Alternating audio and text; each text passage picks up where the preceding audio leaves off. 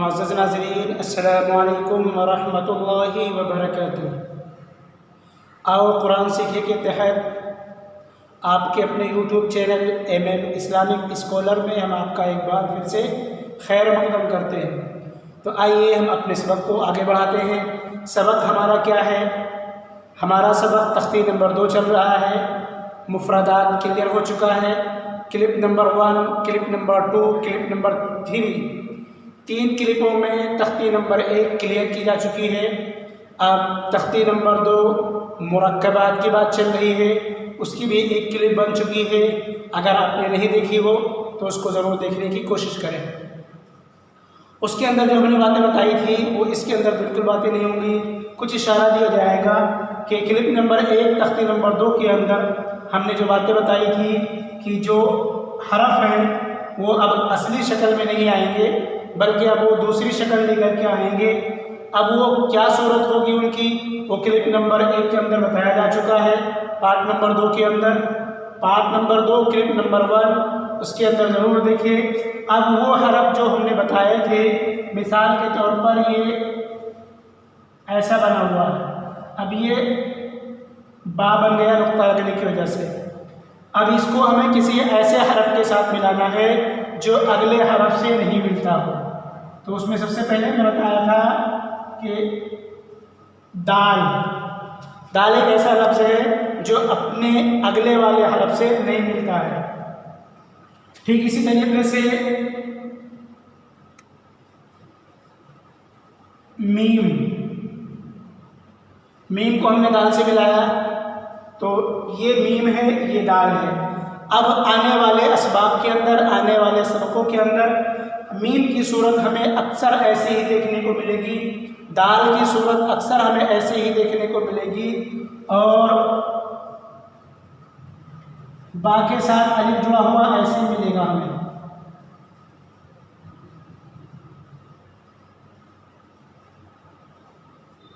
اکثر ہمیں ایسے نون اور جیم یہ صورت ہمیں دیکھنے کو ملے گی۔ کہنے کا مقصد یہ ہے کہ جو حرف کی شارٹ کٹ میں نے بتائی تھی کہ ابھی یہ حرف کس شکل میں آئیں گے، اور اس کی شارٹ کٹ یہ ہوگی کہ یہ حرف ایسے نہیں بلکہ ایسے ہوگا، تو ان کو ملانے کا طریقہ ہم سیکھیں گے۔ آپ کو ملانے کا طریقہ ہم آپ کو سکھائیں گے۔ با تا سا یہ تینوں ایک ہی طریقے سے آئیں گے۔ اب یہ الف کے ساتھ اگر جڑیں گے تو ان کے ساتھ الف ایسے ہو جائے گا، اگر ایک نقطہ نیچے رکھا ہوا ہے تو یہ با بن جائے گا، اور اگر 2 نقطے اوپر رکھے ہوئے ہیں تو یہ تا بن جائے گا، اور اگر اس کے اوپر صرف ایک ہی نقطہ رکھا ہوا ہے تو یہ نون اور الف بن جائے گا، اور اسی کے اوپر اگر 3 نقطے رکھے ہوئے ہیں تو یہ سا الف بن جائے گا۔ معلوم کیا چل گیا؟ الف با تا سا۔ اور یہ حروف اپنی شکل کے ساتھ مل کر کے آ گئے۔ اب بات آگے کی کرتے ہیں۔ جیم ہے، کیا ہے جیم؟ ابھی یہ کوئی شکل نہیں ہے اس کی۔ اگر اس پہ نقطہ ہم نہیں رکھتے ہیں تو یہ ہا رہے گا، اور اگر اس کے اوپر نقطہ رکھ دیتے ہیں تو یہ شین بن جائے گی اگر نقطہ ہے تو، اور اس کے اوپر بھی نقطہ ہے تو یہ خا بن جائے گا، اور اگر اوپر نقطہ نہیں ہے، میں نے بار بار بتایا کہ نقطوں کو پہچان لو، نقطوں کے ذریعے سے ہم حرف کو پہچانیں گے۔ اگر نیچے نقطہ ہے تو یہ جیم بن جائے گا، اور اگر کہیں نقطہ نہیں ہے، اس پر بھی نہیں ہے اور اس پر بھی نقطہ نہیں ہے، تو یہ ہا اور سین بن گیا۔ ٹھیک اسی طرح سے ہم نے سواد کی شکل بتائی تھی، سواد کی اور عین کی تھوڑی ٹف شکل بتائی تھی کہ اصلی صورت میں کچھ اس طریقے سے ہو جائے گا، ہا کی شکل اختیار کر لے گا۔ تو عین کو پہچاننا ہے، اور اگر عین شروع میں آ رہا ہے تو اس طریقے سے آئے گا، اور اگر الف لام مل کر کے آ رہا ہے الف عین تو وہ بیچ میں اس طریقے سے آئے گا۔ یاد رکھیں۔ اب اگر ایک نقطہ نیچے ہے یہاں پر شوشے کے نیچے تو یہ با بن جائے گا، اور اگر اس کے اوپر ایک نقطہ ہے تو یہ نون بن جائے گا، اور اگر اسی کے اوپر 2 نقطے آ جائیں تو یہ تا بن جائے گا، اور اگر اسی کے اوپر 3 نقطے آ جائیں تو یہ سا بن جائے گا۔ غرض کہنے کا مقصد یہ ہے کہ حرف کی شارٹ کٹ فارم جو ہے، حرف کا جو شارٹ کٹ روپ ہے اسے ہمیں پہچاننا ہے، اور اسے ایک دوسرے کے ساتھ جوڑنے کا طریقہ دیکھنا ہے۔ طریقہ میں نے آپ کو بہت شارٹ کٹ بتا دیا ہے کہ کسی بھی حرف کو ایسے لے کر کے آئیں گے جیسے باقی یہ شارٹ کٹ ہے، تو اب اس کے ساتھ الف جوڑنا ہے تو اس کو یوں لے آئیں گے۔ ٹھیک اسی طریقے سے نون ہے تو اس کو یوں لے آئیں گے، اور اگر جیم سے جوڑنا ہے تو اس طرح لے آئیں گے، اوپر ایک نقطہ رکھ دیں گے اور بیچ میں ایک نقطہ رکھ دیں گے، تو یہ نون اور جیم ہو گیا، دونوں ٹھیک اسی طریقے سے ہو گئے۔ کچھ الفاظ ایسے بتائے تھے جو اپنی اصلی صورت پر رہیں گے، جیسے تور یا توری وطوری، رازری، تو توا جو ہے وہ چاہے کسی کے ساتھ مل کر کے آئے چاہے اکیلے آئے وہ اپنی اصلی صورت میں ہی رہے گا، اس کو نہیں بدلنا ہے چاہے کوئی بھی بدل جائے۔ کیا سمجھ میں آیا؟